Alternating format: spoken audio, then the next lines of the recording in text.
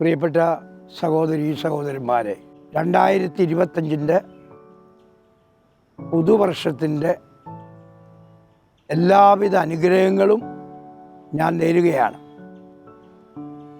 ഈ വർഷം സ്നേഹത്തിൻ്റേതാകട്ടെ, നന്മയുടേതാകട്ടെ, അനുഗ്രഹത്തിൻ്റേതാകട്ടെ, ക്ഷമയുടേതാകട്ടെ, ഒരു സ്നേഹ സംസ്കാരം വളർത്തുന്നതായിരിക്കട്ടെ എന്ന് ഞാൻ പ്രത്യേകം ആശംസിക്കുകയാണ്. ഈ പുതുവർഷത്തിൽ നമ്മുടെ പരിശുദ്ധ പിതാവ് ഫ്രാൻസിസ് പാപ്പ പലപ്പോഴും പറഞ്ഞിട്ടുള്ള 3 വാക്കുകൾ നിങ്ങൾ ഉപയോഗിക്കണമെന്ന് നിങ്ങളോട് ഞാൻ പറയുകയാണ്.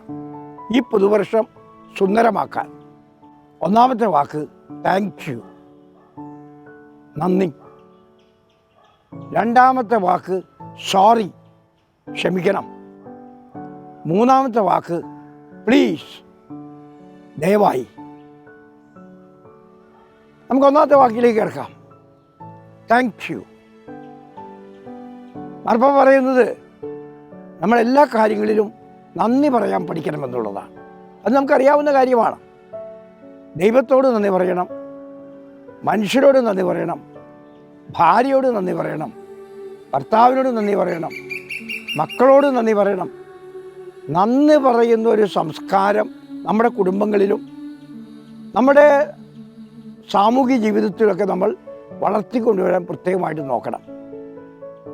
നിങ്ങൾക്കറിയാമല്ലോ, ക്രിസ്തു തന്നെ അത് ആഗ്രഹിച്ചതായി വിശുദ്ധ ഗ്രന്ഥത്തിൽ നമ്മൾ വായിക്കുന്നുണ്ട്. 10 കുഷ്ഠരോഗികളെ യേശു ക്രിസ്തു സൗഖ്യം നൽകി അനുഗ്രഹിച്ചു. പക്ഷെ ഒരാൾ മാത്രമാണ് കർത്താവിൻ്റെ അടുക്കിലേക്ക് തിരിച്ചു വന്നത്. മറ്റ് 9 പേരും അത് ടേക്ക് ഫോർ ഗ്രാൻഡഡായിട്ട് അങ്ങ് മാറിപ്പോവുകയാണ്.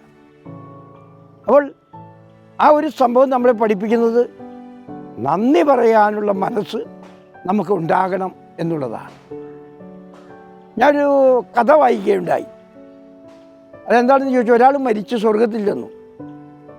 അപ്പോൾ 2-3 മാലാഖമാരുകൂടി അയാളെ ഈ സ്വർഗത്തിൽ നടക്കുന്ന കാര്യങ്ങളൊക്കെ കാണിക്കുന്നതിന് വേണ്ടി കൊണ്ടുപോവുകയാണ്. ഒരു റൂമിൽ ചെന്നപ്പോൾ ധാരാളം മാലാഖമാരിയ്ക്കുന്നുണ്ട്. അവരെല്ലാവരും ഭയങ്കര തിരക്കിലാണ്.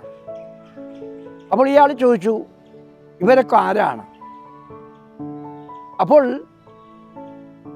കൂടെ ഉണ്ടായിരുന്ന മാലാഖമാർ പറഞ്ഞു, ഇവർ ഭൂമിയിൽ നിന്ന് വരുന്ന അപേക്ഷകൾ, പ്രാർത്ഥനകൾ, റിക്വസ്റ്റ് സ്വീകരിക്കുന്ന ആളുകളാണ്. ഇവർക്ക് ഒരിക്കലും റെസ്റ്റ് കിട്ടുന്നില്ല. 24 മണിക്കൂറും ഇവർക്ക് പല കാര്യങ്ങളായിട്ട് ആളുകൾ ചോദിച്ചുകൊണ്ട് വരുന്നുണ്ട് എന്ന്. അത് കഴിഞ്ഞ് അടുത്ത മുറിയിലേക്ക് പോയി. അടുത്ത മുറിയിൽ ചെന്നപ്പോഴും മാലാഖ അവിടെ ഇരുന്ന് ഉറങ്ങുകയാണ്, നല്ല ഉറക്കം. അപ്പോൾ ഇയാൾ ചോദിച്ചു, ഇത് എന്ത് റൂമാണ്? അത് പറഞ്ഞു, ഈ റൂമാണ് ദൈവത്തിന് കിട്ടുന്ന താങ്ക്സിനെ, കൃതജ്ഞതയെ സ്വീകരിക്കുന്ന സ്ഥലം. ഇവിടേക്ക് ആരും ഒന്നും അയക്കാറില്ല. അതുകൊണ്ട് ഇവിടെ ഏൽപ്പിച്ചിരിക്കുന്ന ജോലി ഒന്നുമില്ലാതെ ആ മാലാഖ ഇവിടെ ഇരുന്ന് ഉറങ്ങുകയാണെന്ന്. പ്രിയപ്പെട്ടവർ, ഇതൊരു സത്യമാണ്. നമ്മൾ പ്രാർത്ഥിക്കും, നമ്മൾ ദൈവത്തോട് കാരുണ്യം യാചിക്കും, എല്ലാം നമ്മൾ നേടിയെടുക്കുകയും ചെയ്യും. പക്ഷേ ദൈവത്തോട് നന്ദി പറയാൻ മടിക്കുന്നു, നന്ദി പറയാൻ മനോഭാവം ഇല്ലാതെ വരുന്നു എന്നുള്ളതാണ്. അത് മനുഷ്യരോട് അങ്ങനെ തന്നെയാണ്. നിങ്ങളൊന്ന് ചോദിച്ചു നോക്കൂ, നിങ്ങളുടെ വീട്ടിൽ നിങ്ങളുടെ ഭാര്യ നല്ലൊരു കറി ഉണ്ടാക്കി തന്നാൽ ആ ഭക്ഷണം കഴിക്കുമ്പോൾ നല്ല കറിയാണല്ലോ, താങ്ക് യു വെരി മച്ച് എന്ന് പറയാൻ നിങ്ങൾക്ക് പറ്റുന്നുണ്ടോ? അതുപോലെ ഭാര്യ ഭർത്താവ് എവിടെയെങ്കിലും പോയിട്ട് ജോലിയൊക്കെ ചെയ്ത് മത്സ്യമോ ഇറച്ചിയൊക്കെ വാങ്ങിക്കൊണ്ട് വരുമ്പോൾ അയാളെ നോക്കി പറയാ, എത്ര പാടി കഴിച്ചിട്ടത് കൊണ്ടുവന്നിരിക്കുന്നത്, താങ്ക് യു. ആ താങ്ക് യു മനോഭാവം ഈ 2025 നിങ്ങൾക്ക് ഓരോരുത്തർക്കും ഉണ്ടാകണമെന്നും ആ താങ്ക് യു പറയാൻ പഠിക്കണമെന്നും ഞാൻ നിങ്ങളോട് പ്രത്യേകമായി അപേക്ഷിക്കുകയാണ്. രണ്ടാമത്തെ വാക്ക് സോറിയാണ്. ഈ 2025 സോറി പറയാൻ നിങ്ങൾ പഠിക്കണം. നമ്മൾ ഈ ചട്ടിയും കലം പോലെയാണ്, തട്ടിയും മുട്ടിക്കൊണ്ടൊക്കെ ഇരിക്കും. അപ്പോൾ നമ്മൾ ഈ തട്ടിയും മുട്ടിയൊക്കെ ഇരിക്കുമ്പോൾ അവരെന്നെ വേദനിപ്പിച്ചെന്നറിയുമ്പോൾ തീർച്ചയായിട്ടും മാപ്പ് ചോദിക്കണം. ഇപ്പോൾ ഭാര്യയും ഭർത്താവും ആകുമ്പോൾ വാദപ്രതിവാദങ്ങളുണ്ടാവും, അങ്ങോട്ടും ഇങ്ങോട്ടും ഒച്ച വയ്ക്കാം. പക്ഷേ ഏതെങ്കിലും സമയത്ത് നിങ്ങൾക്ക് തോന്നുകയാണ്, എൻ്റെ ഭാര്യയെ ഞാൻ വേദനിപ്പിച്ചു, എൻ്റെ ഭർത്താവിനെ ഞാൻ വേദനിപ്പിച്ചു എന്ന് തോന്നുമ്പോൾ അവരുടെ അടുത്ത് ചെന്ന് സോറി, നീ ക്ഷമിക്കണേ, ഞാൻ പെട്ടെന്ന് പറഞ്ഞു പോയതാണ്, എന്നോട് ക്ഷമിക്കണം എന്നുള്ള ആ ഒരു ആറ്റിറ്റ്യൂഡ്, ആ ഒരു മനോഭാവം നിങ്ങൾക്ക് ഓരോരുത്തർക്കും ഉണ്ടാകണം. എന്ത് നല്ലത് കിട്ടിയാൽ അതിന് നന്ദി പറയണം. അതുപോലെ തന്നെ ഏതെങ്കിലും തരത്തിൽ ആളുകളെ നമ്മൾ വേദനിപ്പിച്ചാൽ സോറി പറയണം. ദൈവത്തോട് സോറി പറയാറുണ്ടല്ലോ നമ്മൾ. ആ സോറി പറഞ്ഞുകൊണ്ട് നമ്മൾ കുമ്പസാരക്കൂടിനെ അവലംബിക്കാറുണ്ട്. പാവങ്ങൾ ഏറ്റുപറഞ്ഞ് ദൈവത്തോട് മാപ്പ് ചോദിച്ച് നമ്മൾ ചെയ്യുന്നതാണ് കുമ്പസാരക്കൂട്. ഇതുപോലെ തന്നെ അനുദിന ജീവിതത്തിൽ നന്ദി പറയുന്ന ഒരു മനോഭാവം നിങ്ങൾ വളർത്തിക്കൊണ്ടുവരണം. മൂന്നാമതായിട്ട്, പ്ലീസ്, ദയവായി നമ്മുടെ കൂടെയുള്ളവരോട് മൃദുവായി ശാന്തമായി എല്ലാം സംസാരിക്കാൻ നമ്മൾ പഠിക്കണം. അങ്ങനെ പഠിക്കുമ്പോൾ ഇപ്പോൾ ഒരു കാര്യം നമുക്ക് ആവശ്യമുണ്ട്, ഒരു ചായ വേണം, ഒരു ചായ എനിക്ക് തരാമോ എന്ന് ഭാര്യയോട് ചോദിക്കാമല്ലോ. ഭർത്താവിനെ കൊണ്ട് എന്തെങ്കിലും വാങ്ങിക്കണമെന്നുണ്ടെങ്കിൽ ഭാര്യയ്ക്ക് പറയാം, എനിക്ക് ഇന്നൊരു സാധനം വാങ്ങിക്കൊണ്ട് വരാമോ. വളരെ എളിമയോടുകൂടി, വളരെ സ്നേഹത്തോടുകൂടി, വളരെ മൃദുവായി, വളരെ ശാന്തമായിട്ട് നമ്മളിതെല്ലാം കൈകാര്യം ചെയ്യുമ്പോൾ, ചോദിക്കുമ്പോൾ നമ്മുടെ ജീവിതം ധന്യമാകുകയാണ്, മറ്റുള്ളവരുടെ ജീവിതവും ധന്യമാകുകയാണ്. പലപ്പോഴും നമ്മൾ ചിന്തിക്കുന്നത് വലിയ വലിയ കാര്യങ്ങളാണ് നമ്മുടെ ജീവിതത്തെ ധന്യമാക്കുന്നതെന്നാണ്.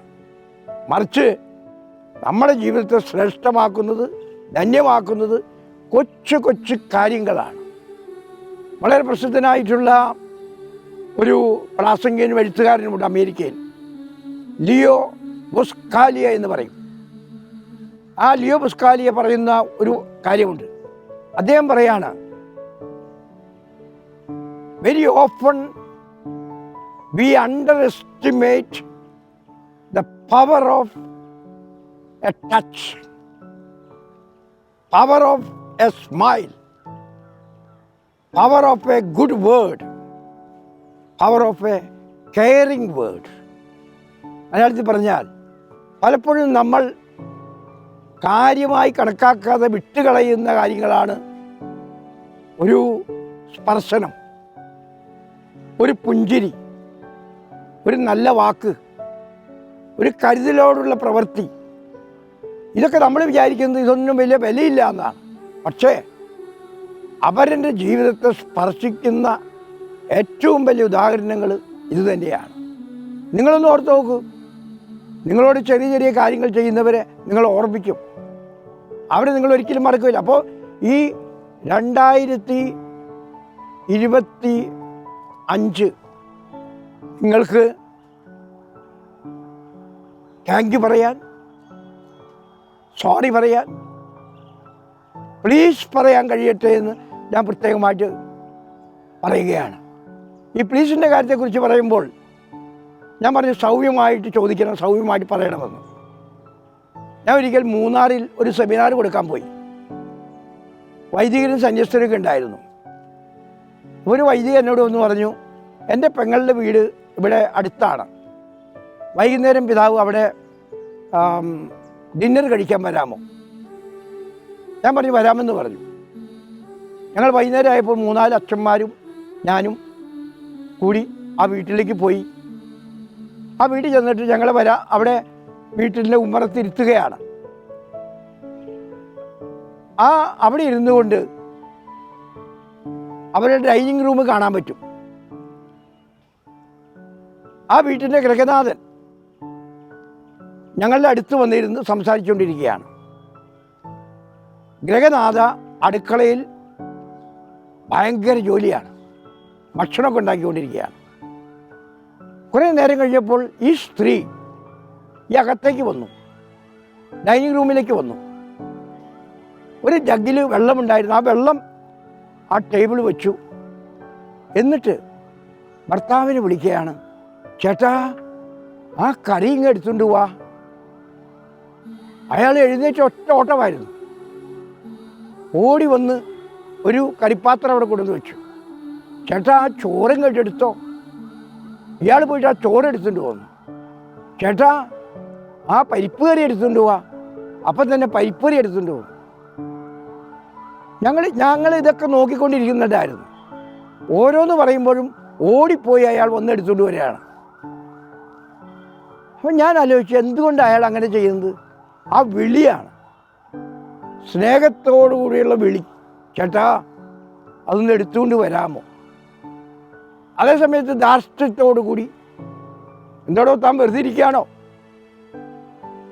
എന്നെ ഒന്ന് സഹായിച്ചെന്നിവിടെ, അങ്ങനെയുള്ളൊരു പെരുമാറ്റത്തില്ല. മറിച്ച് ചേട്ടാ അതൊന്ന് എടുത്തുകൊണ്ട് വരുമോ? അങ്ങനെ. അപ്പോൾ അങ്ങനെ ചെയ്യുമ്പോൾ നമുക്ക് മറ്റുള്ളവരെ സ്വാധീനിക്കാൻ കഴിയും, മറ്റുള്ളവരുടെ ജീവിതത്തിൽ മാറ്റങ്ങൾ വരുത്താനും കഴിയും. അപ്പോൾ ഈ വർഷം നിങ്ങൾ ഉപയോഗിക്കുന്ന 3 വാക്കുകൾ ഞാൻ പഠിപ്പിക്കുന്നതല്ല, പരിശുദ്ധ പിതാവ് ഫ്രാൻസിസ് പാപ്പ പഠിപ്പിക്കുന്നതാണ്. Thank you, sorry, please. അത് ഉപയോഗിക്കണം. പ്രിയപ്പെട്ടവർ, 2025 വന്നിരിക്കുകയാണ്. 2024 എന്നേക്കുമായി നമ്മളോട് വിട പറഞ്ഞു കഴിഞ്ഞു. എൻ്റെ ചെറുപ്പത്തിൽ ഞാൻ പഠിച്ചിട്ടുണ്ട്, പറന്നുപോയ പക്ഷിയെ വീണ്ടും പിടിച്ചിടാം, കാലമോ പോവുകയിൽ പോയി കരുതി ജോലി ചെയ്യുക എന്ന്. പക്ഷി പറന്നു പോയാൽ അതിനെ പിടിക്കാൻ പറ്റും. കാലം പോയാലോ? 2024 എന്നേക്കുമായി പോയി കഴിഞ്ഞു. ഈ 2025 നമ്മൾ ജീവിക്കുമ്പോൾ ഇന്നിൽ ജീവിക്കുക. അത് സ്നേഹത്തിൻ്റെ, സമാധാനത്തിൻ്റെ, സന്തോഷത്തിൻ്റെ, ആനന്ദത്തിൻ്റെ സുദിനങ്ങളാക്കി തീർക്കുവാൻ നമുക്ക് കഴിയണം. പ്രത്യേകിച്ച് ഞാൻ കോൺസെൻട്രേറ്റ് ചെയ്യാൻ ആലോചിക്കുന്നത് നമ്മുടെ കുടുംബത്തെ തന്നെയാണ്. കുടുംബത്തെ നമ്മൾ സ്നേഹത്തിൻ്റെ ആലയങ്ങളാക്കി മാറ്റണം. അവിടെ സംസാരിക്കപ്പെടേണ്ട ഭാഷ സ്നേഹത്തിൻ്റെ ഭാഷയായിരിക്കണം. ഭാര്യയും ഭർത്താവും മക്കളും എല്ലാം സ്നേഹത്തിൻ്റെ ഭാഷ സംസാരിക്കുമ്പോൾ, അല്ലെങ്കിൽ സ്നേഹത്തിൻ്റെ ഭാഷകൾ സംസാരിക്കുമ്പോൾ ആ കുടുംബം സമാധാനത്തിൻ്റെ, സന്തോഷത്തിൻ്റെ സ്വർഗമായി തീരും എന്നുള്ളതാണ്. ഈ അടുത്ത കാലത്ത് ഞാനൊരു ലേഖനം വായിച്ചപ്പോൾ കണ്ടു. ആ ലേഖനത്തിൻ്റെ കർത്താവ് പറയുകയാണ്, നമ്മുടെ കുടുംബങ്ങൾ കോടതി മുറികളാവരുത്, മറിച്ച് കുമ്പസാരക്കൂടുകളായി തീരണമെന്ന്. എനിക്ക് ആദ്യം അത് പറഞ്ഞത് മനസ്സിലായില്ല. ഞാൻ വായിച്ചു നോക്കി. കോടതി മുറികൾ എന്താ നടക്കുന്നത്? വാദപ്രതിവാദങ്ങളാണ്. ജയിക്കാൻ വേണ്ടിയിട്ടുള്ള ശ്രമമാണ് അവിടെ. ആരെങ്കിലും തോൽപ്പിച്ച് ജയിപ്പിക്കാനാണ് ഈ വക്കീലന്മാർ കിടന്ന് വാദിക്കുന്നത്. ഇതുപോലെ നമ്മുടെ കുടുംബങ്ങളിൽ ഭാര്യയും ഭർത്താവും മക്കളും മാതാപിതാക്കളും തമ്മിൽ പരസ്പരം വാദിക്കാനും ശണ്ട കൂടാനും കലഹിക്കാനും തുടങ്ങിയ എവിടെ സമാധാനം ഉണ്ടാവും? അപ്പോൾ നമ്മുടെ കുടുംബങ്ങളെ ഒരിക്കലും കോടതി മുറികളാക്കരുത്, വാദപ്രതിവാദങ്ങളുടെ കേന്ദ്രങ്ങളാക്കരുത്, മറിച്ച് കുമ്പസാരക്കൂടാവണം. എന്താ അതിൻ്റെ അർത്ഥം? കുമ്പസാരക്കൂട്ടിൽ പോയി നമ്മൾ പാപങ്ങൾ ഏറ്റുപറയുന്നു, ദൈവത്തോട് മാപ്പപേക്ഷിക്കുന്നു, മനുഷ്യരോട് മാപ്പപേക്ഷിക്കുന്നു. ഇതുപോലെ തന്നെ കുടുംബങ്ങളിൽ ഭാര്യയും ഭർത്താവും മക്കളൊക്കെ ഒരുമിച്ച് ജീവിക്കുമ്പോൾ കുറ്റങ്ങളും കുറവുകളൊക്കെ ഉണ്ടാകാം.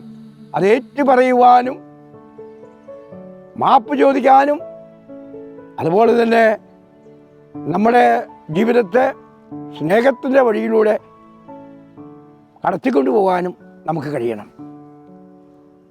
അവസാനമായി എനിക്ക് നിങ്ങളോട് പറയാനുള്ളത്, നമ്മൾ ക്രിസ്മസൊക്കെ ആഘോഷിച്ച് കഴിഞ്ഞു. ഇന്ന് ലോകത്തിന് ഏറ്റവും ആവശ്യമായിട്ടുള്ളത് ക്ഷമയുടെ സംസ്കാരമാണ്. ക്ഷമിക്കുന്ന മനുഷ്യരെ കാണാൻ വിരളമാണെന്നാണ് പറയുന്നത്. ക്ഷമയുടെ ഒരു കൾച്ചർ, സ്നേഹത്തിൻ്റെ ഒരു കൾച്ചർ വളർത്തിക്കൊണ്ടുവരാൻ നമുക്ക് കഴിയണം. അതാണ് നമുക്ക് സമാധാനവും ശാന്തിയും എല്ലാം നൽകുന്നത്. എങ്ങനെ വളർത്തിക്കൊണ്ടുവരാമെന്ന് വെച്ചാൽ നിങ്ങൾക്ക് ചിന്തിക്കാവുന്നതാണ്. എങ്ങനെ? നിങ്ങൾ നോക്കിക്കോ, എല്ലായിടത്തും യുദ്ധങ്ങൾ, അക്രമങ്ങൾ, കൊലപാതകങ്ങൾ, അങ്ങനെ സമൂഹ ജീവിതം, കുടുംബജീവിതമൊക്കെ നരകമായി കൊണ്ടിരിക്കുന്ന കാലഘട്ടമാണ്. അപരൻ എൻ്റെ നരകമാണെന്ന് പറയുന്ന കാലം. മറിച്ച് അപരൻ എൻ്റെ കൂടെയുള്ളവർ എൻ്റെ സ്വർഗമാണെന്നുള്ള കാഴ്ചപ്പാടിലേക്ക് വരാൻ ഈ വർഷം നിങ്ങളെ സഹായിക്കണം. മറ്റൊരു കാര്യം നിങ്ങളോട് പറയാനുള്ളത്, ഇന്ന് നമുക്ക് ആവശ്യം സ്നേഹത്തിൻ്റെ ആഗോള വൽക്കരണമാണ്. A globalisation of love. പലപ്പോഴും പാപത്തിൻ്റെ ആഗോളവൽക്കരണമാണ് എല്ലായിടത്തും നടക്കുന്നത്. വിദ്വേഷത്തിൻ്റെ ആഗോളവൽക്കരണമാണ് നമുക്ക് നടക്കുന്നത്. വൈരാഗ്യത്തിൻ്റെ ആഗോളവൽക്കരണമാണ് നടക്കുന്നത്. എന്നാൽ നമ്മുടെ ലോകത്തെ രക്ഷിക്കാൻ പറ്റുന്നത് ഗ്ലോബലൈസേഷൻ ഓഫ് ലവ്. ദൈവം ഈ ലോകത്തിലേക്ക് വന്നത് ഈ ഗ്ലോബലൈസേഷൻ ഓഫ് ലവ് നടപ്പിലാക്കുന്നതിന് വേണ്ടിയിട്ടായിരുന്നു. നിങ്ങളുടെ ജീവിതത്തിലും അത് നടപ്പിലാക്കണം. എന്ന് വെച്ചാൽ സ്നേഹം എല്ലായിടത്തും പ്രസരിപ്പിക്കുവാൻ നിങ്ങൾക്ക് കഴിയണം. ചെയ്യുന്നതൊക്കെ സ്നേഹത്തിൽ നിന്നാകണം. എല്ലാവരെയും സ്നേഹിക്കണം. എല്ലാവരെയും കൂട്ടായ്മയിലും ഒരുമയിലും കൊണ്ടു നടക്കാൻ നോക്കണം. അങ്ങനെയൊക്കെ വരുമ്പോൾ നമുക്കൊരു സ്നേഹത്തിൻ്റെ ആഗോളവൽക്കരണം നമ്മുടെ ചുറ്റുപാടും നമുക്ക് ഉണ്ടാക്കാൻ സാധിക്കും. അത് തുടങ്ങേണ്ടത് നമ്മുടെ കുടുംബങ്ങളിൽ നിന്ന് തന്നെയാണ്. കുടുംബങ്ങളിൽ തുടങ്ങി സമൂഹത്തിൽ വ്യാപിക്കണം. അതിൻ്റെ ഫലമായിട്ട് ഒരു സ്നേഹ സംസ്കാരം നമുക്ക് വളർത്തിക്കൊണ്ടുവരാൻ സാധിക്കും. പ്രിയപ്പെട്ടവരെ, ഞാൻ ഈ പറഞ്ഞ കാര്യങ്ങൾ 2025 നിങ്ങൾ പ്രാവർത്തികമാക്കണമെന്ന് ഞാൻ പ്രത്യേകം ആഗ്രഹിക്കുകയാണ്. നിങ്ങളുടെ ഗുണത്തിന് വേണ്ടിയിട്ടാണ്. അതുവഴി നിങ്ങൾക്ക് സമാധാനം, ആനന്ദം, സന്തോഷം, അഭിവൃദ്ധി, രോഗശാന്തി എല്ലാം ഉണ്ടാവും. അതുണ്ടാകട്ടെ എന്ന് ഞാൻ ആശംസിക്കുന്നു. ഒരിക്കൽ കൂടി ഈ പുതുവർഷത്തിൻ്റെ എല്ലാവിധ ആശംസകളും നിങ്ങൾക്ക് നേർന്നുകൊണ്ട് ദൈവം നിങ്ങളെ അനുഗ്രഹിക്കട്ടെ എന്ന് പ്രാർത്ഥിക്കുന്നു.